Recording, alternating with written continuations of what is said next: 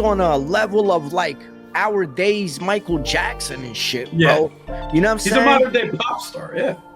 You know what I'm saying? So you got to remember, this is that Drake. And I was just seeing that Drake just being buried at night, man. Like, because you got to remember, it's the ultimate level. Like, this is a diss track that I killed you, that I got a Grammy for. And I'm doing a halftime show, son.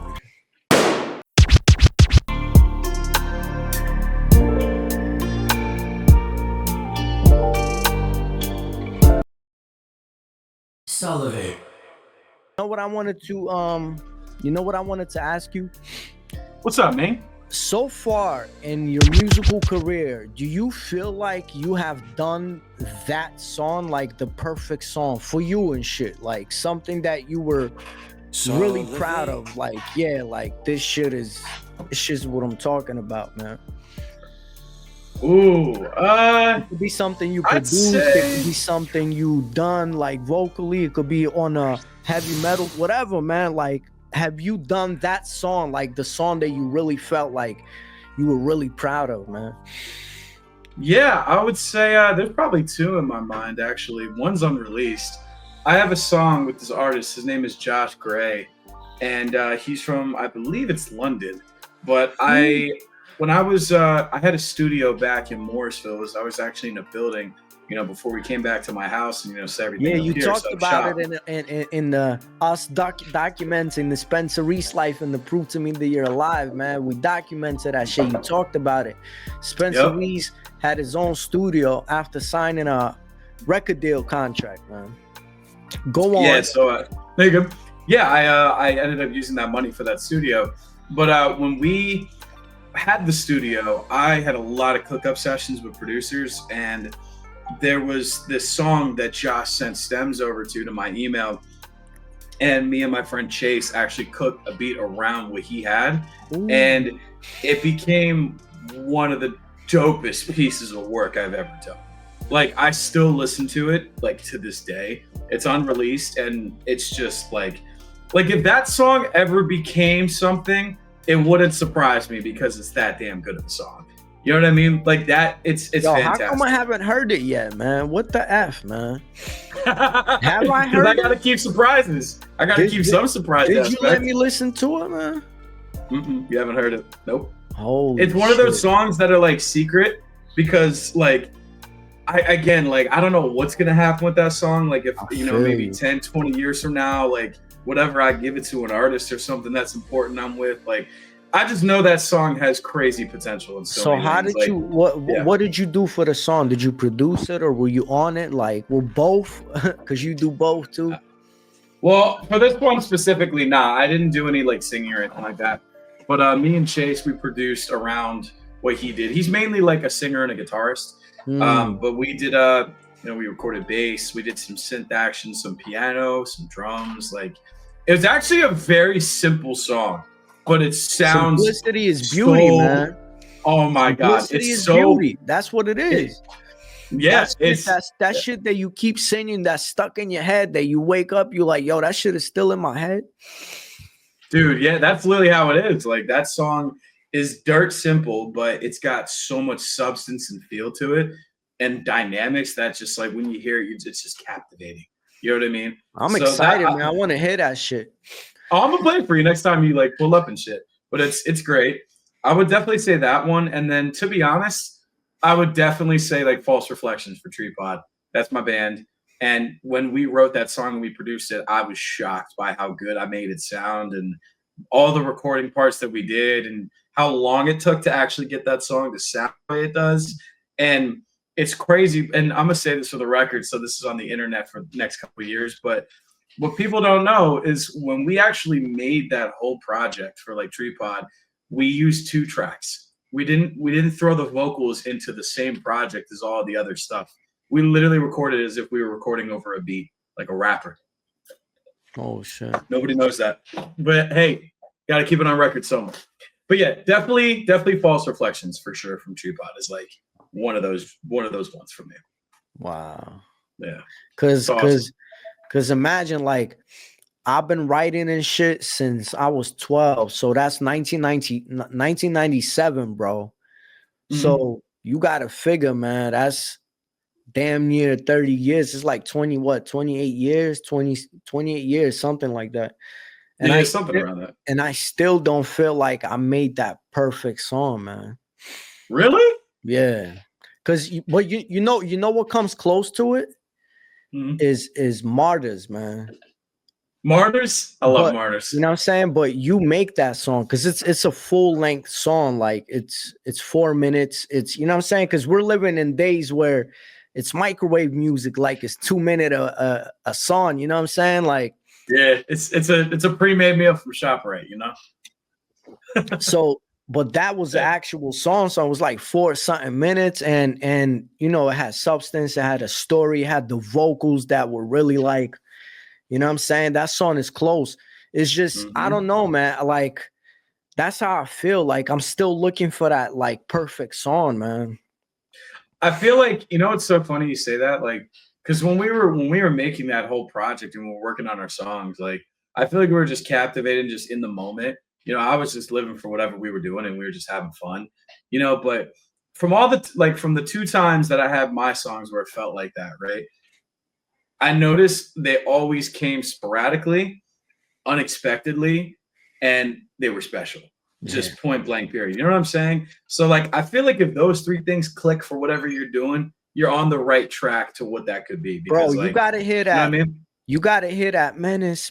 You just gotta play it again, yo. Menace racing. Menace racing. You don't know what the fuck you facing. Yo, son, you gotta hear that shit. That shit is yo, and what's some dance around bullets? We dance around bullets. Oh man, that was, and I'm gonna say this for the record. People gonna sleep on him for his songwriting. Y'all gonna sleep on him because he helped me write that. Yo, this guy got insane lyrics. Y'all gotta stop sleeping. Listen, man, that song, like, that's my nephew's favorite song. He said he played it like 30 times and shit, yo. That dance around bullets. Cause you gotta remember, it has that like that 80s/90s vibes and shit. Like, you know what I'm saying? It has a little bit of both. And it's like it's a feel good but sad instrumental, you know what I'm saying? And so it's the song, like, you know what I'm saying? It's an overcoming song, like, you know, we dance around bullet, yo, son, like, and the way you saying that shit, like, it's a beautiful song, man. Like, that whole album is a journey, really. Like, it's awesome. I realized that. Man. Imagine 24 tracks and shit, and it's really a journey. It took, you know, time to. It's a whole story and shit, man. Like, and I thought about it. It's this protagonist. You know what I'm saying? There's a character in the whole story. You know what I'm saying? And it's always about overcoming. Even Acid Snow, and Acid Snow is real gruesome and like, you know what I'm saying, crazy and shit. Acid Snow was like, it was like brutally honest, but it was like very, very like personal and. But it's a dark, like, to your face, super dark. Like, you know, because the Songtel AI had the translation for it, like not the translation, but the explanation for it and shit. Yeah, and it made me realize, AI made me realize that those lyrics were mad dark and shit. But what I'm trying to say is, it was still about overcoming. Is this character overcoming this story and shit? You know what I'm saying? Mm-hmm.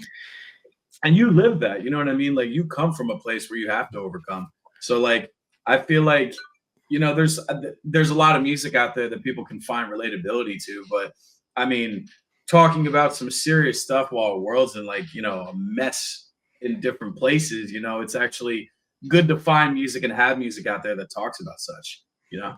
It was everything. Like, if you think about it, Passion and Cry is about the same, I guess, the same character. He has to go and kill his brother, because at the end he kills his brother. Yeah. Excuse me. There you go. So, you know what I'm saying? Cause that's what's going on. Like, you know what I mean? But I realized that this whole album, it's a big journey, and there's a protagonist, there's a character in the whole story, and he's going like through these, you know what I'm saying, things, and then the outro is 1,000 deaths and shit. You know what I'm saying? Like, and the vocals you laid on top, like I'm saying, you made this album an actual album. Thank you, man. So You did know what I you. mean? But thank you, man. I appreciate that. You really did, Hell man. yeah. So I can't wait to hear that song. So listen, we have these 3 categories and shit on Soulivate, man. Somebody that got that soul on, somebody that sold off, and somebody that never sold out. But I think this week we all know who got all 3 categories. So we might as well not even, you know what I'm saying, list any of them, bro. Because we Nah, know I don't think we should. because we know who got it, bro. Who got all of them? Who do you think, man? K Dot, bro. Like, K-Dot. what do you think? You think it's K Dot? Do we vote on that? Absolutely. I vote on K-Dot personally. He got all I of them. see no Right? reason why. Yeah. Yeah. Man's is incredible. He put things went like this. It went GG's after bro spoke. Let me ask you something personal. Like, would you do that in your life if you knew you were killing somebody's career? Like, it happened before in hip hop where 50 Cent killed Ja Rule's career. Like, and we watched it live and shit. This was the second time that I've really seen another rapper kill another rapper's career. Like, that was him, like, with a shovel and shit. Like, you know what I'm saying? Burying the motherfucker. Like, you going down there. Like, I think so. If I was a rapper, I mean, you got to hold your own as a rapper and hold yourself up to whatever you believe in. But and it's if that Drake. means hurting people, It's Drake. He should, like, he's not even a rapper. He's like, you got to remember, he was on a level of like our days Michael Jackson and shit, bro. You know what I'm saying? He's a modern day pop star. Yeah. You know what I'm saying? So you got to remember, this is that Drake. And I was just seeing that Drake just being buried that night, man. Like, because you got to remember, it's the ultimate level. Like, this is a diss track that I killed you, that I got a Grammy for. And I'm doing a halftime show, son. It's so much disrespect, but it's also like, you shouldn't have started what you started. Like, there's so many ways bro could have went about it, but he went on public media and did that. Let alone for all the other instances of public media and what he said, you know what I mean, and what he, put out there. Even the cover art for the songs, some commercial shit, right? Like, it wasn't commercial. He went straight underground and he did it at a halftime show for 7 minutes, bro. Think about that. I don't think Drake could have ever done that. I think if anything, if Drake would have done that, it probably would have hurt his own career even more for him trying too hard to cancel him. I feel like Kendrick has such a bigger level of respect as an MC compared to Drake. I mean, I don't know. There's a different breed of listening quality that but this is another level. Drake. This is another level from just being a good spitter. You know what I'm saying? Again, we're talking about on a pop star cultural effect level Drake. Yeah. Getting killed this way. I'm sorry to say, getting murked this way, bro. Like, you know what I'm saying? So what I'm trying to say is it put Kendrick on a whole other pedestal, bro. Like, yeah, absolutely. This is not just I'm a good spitter type shit. Like, you know what I mean? This is I'm a world star. Like, yo, that track, Not Like Us, is gonna get 1 billion hits on YouTube, bro. Watch. It's already at like 200 million or something. I mean, like, that's the other thing too. It's like musically how inclined he is though with his like. What do you think about that track? What do you think about that track as a song maker? Like, what do you think about that track? I love the beat. I'm a very big fan of the beat. I will be honest, specifically for that song, I don't feel like in my opinion, it's viral and it's big because of what he's saying and how he's saying it, rather than like, I don't know. It's just a different tier of hit, if that makes sense. Like, that song, I'm not really crazy about. It's fun. Really? It's a fun song for me. That's the thing. It's that simple shit. It's what we talked about. Or is it too simple for you? It's pretty simple for me. Like, I could have made that beat. You know what I mean? I'm gonna be real. Like, but that's why it's hot, bro. That's why it's hot. You feel me? Not like us. So you're not. It's good. It's great. It's it's a good song, but it's so like, you think bro, it's overhyped? You think it's overhyped? Yeah, I think right. it's starting to get overrated. I've heard it on the radio. Like I've heard it, on the Philly rap stations going to the city. Like I've heard it. You know what I mean? It's the same with Squabble Up. Like it's just Compton West Coast kind of stuff. You know what I mean? But that's why. Like But I that's like why it records was hot. That's why it was hot. Like that's what people think. That's why it was hot, because he killed homie with a West Coast. Like this is some Compton shit. Like you can't. You know what I'm saying? You're not going. This is Compton. True. He dedicated the Grammys to Compton, bro. Which is great. I think that's fantastic. So you were not impressed. He's coming from what he has. You were not impressed. That's so interesting to hear, man. There's other songs on the album that come from that I like way more, that are more impressive. Like what? I like rap that's very. All right, let's go through my liked songs on Spotify for this album, because like I literally sat down with myself for a good hour listening to this. Did you? Yeah. Okay. And I was like, what about this? I listened to the whole album. Let's see. Luther is fantastic with SZA. That's I love that song. That's one of the tracks that he did on the halftime too, because it is right with SZA. Yeah. Yep. I love that song. Man at the Garden is great. TV Off with Lefty Gunplay, fire. That's viral too. So fire. So it's better than Not Like Us. That's what you're saying. All those tracks? Dude, I'm telling you, Not Like Us, and Squabble Up, they're only big in my opinion because of TikTok. Like TikTok motherfuckers and Instagram people, they took that part. It's danceable too, right? Like this is SouLivate. Like it would not be that big if it wasn't for the internet. The internet overhyped those songs. Like Luther is amazing. Like I said, TV Off is amazing. I love AZ Chike, or Ass Cheek, however you say his name. He is so fire and he deserves everything. I love that dude. Peekaboo, that song with him. Fuego, straight fuego. I'm still looking for a track that you say that is number one to you. Number one for me. Honestly, if I were to put it up there, probably TV Off for me. I'd say that's not my number one personally, because I love the beat in that. I mean, who was on the record that produced it? Who did Mustard do that? Yeah, Mustard did that, John, with Soundwave. That's flames. Yeah, all the G and X was cool. I have it liked. But yeah, like Squabble Up, dude, and just I don't, and Not Like Us, I don't know. They're just overhyped. Okay. To me, because of TikTok. Okay. I feel that. All right. I feel that. Because you coming from a producer standpoint and shit, man. Because I really thought, like, I feel you, like, because you know what I'm saying? I try to feel music like that too, but I felt like he did it on purpose that way. That's why it made it hot. You know what I'm saying? He knew that this was just some, like, yo, I'm about to kill you, like, you know what I'm saying? Just some dance to shit, like, you know what I mean? Like, So you think it was deliberate, the way that he did it? I think so. Like he did it? Make it corny like that, and like, you know what I'm saying? Like, yeah, actually, it's a good point. Yeah, that's why I think it's dangerous and shit. So we give all the categories to Kendrick Lamar this week, man. Congratulations, Kendrick Lamar, man. Hey, Doc, baby. Yeah, are you so you listened to the whole album. What did it feel like to you?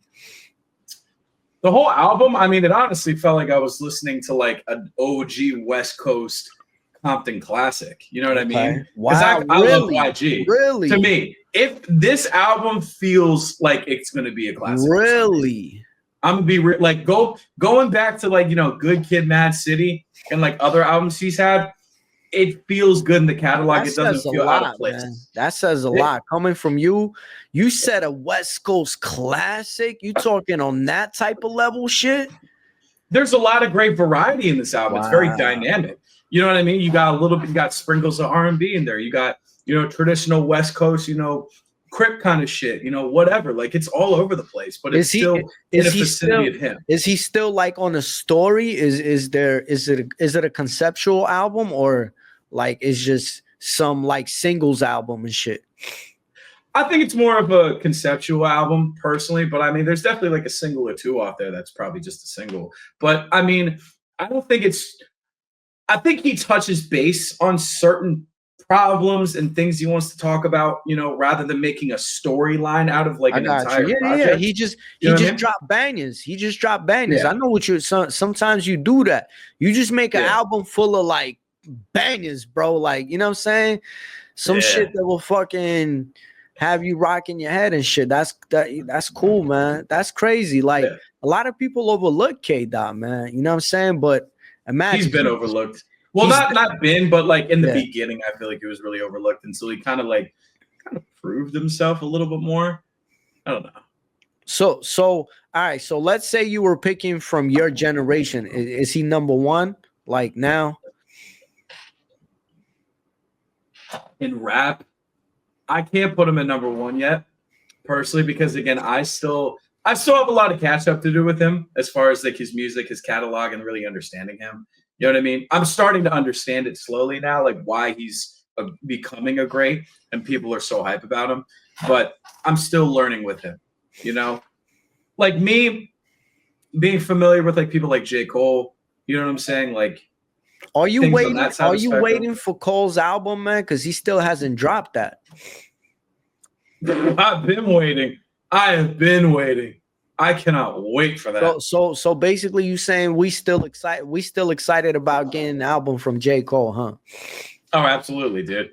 I like soon as J. Cole drops an album, I'm putting my Beats headphones on. And I'm not talking to anybody. I'm just locking in and listening to bro for like a good 45. Like that's my tunnel vision. What are you looking from that album? Are you looking for him to tell us why like he acted the way he acted, or like what are you looking for, or he's gonna dismiss it? Like, I think he'll either dismiss it or you know he's gonna find a way to talk about it in a way that's honest and genuine, but you know keeping it as real as possible.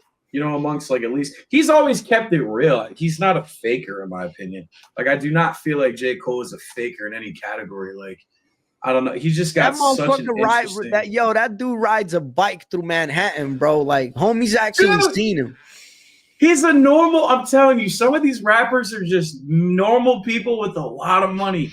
I feel like that's bro, man. Like, could you imagine sitting here? You're going to the Ox and you're going to get a cheesesteak or a chopped cheese. And you walk out and you got the bag and bro, it's just zoom, just like right in New York. Yeah, wherever he's seen him. Homie seen him. He came through like he came through 47th. He came through straight 6th Ave and shit. Like homie seen him there.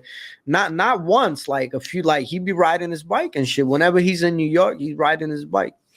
Dude, it's so sick. Like he's just outside and he's just enjoying life. That's what I'm saying. It's like it's cool. It's cool to have your people that you look up to.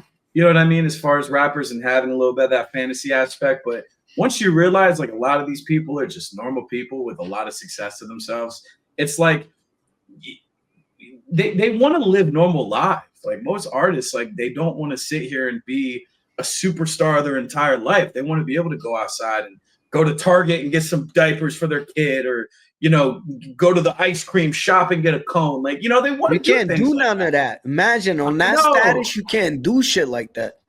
Like, that's literally, like, it's so bad. When you become such a superstar, it takes away from real life aspects to you.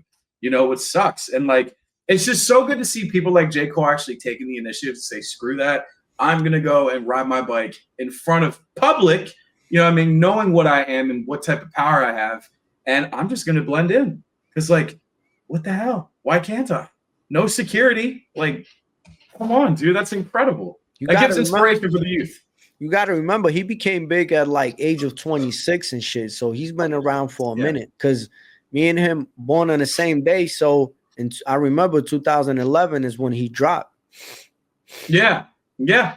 Like first drop, he was kicking freestyles and shit on Funk Flex, man. So what you give number one as far as your generation? Generation, like musically, is basically 10 years. Like 10 years, that's a musical generation and shit. That's when the taste kind of shifts and shit. You know what I'm saying? So for the last 10 years, the dominant artists have been these three: J. Cole, Kendrick, and Drake. You know what I'm saying? These for the if you were to pick top three, you know what I'm saying? So you give J. Cole number one, man?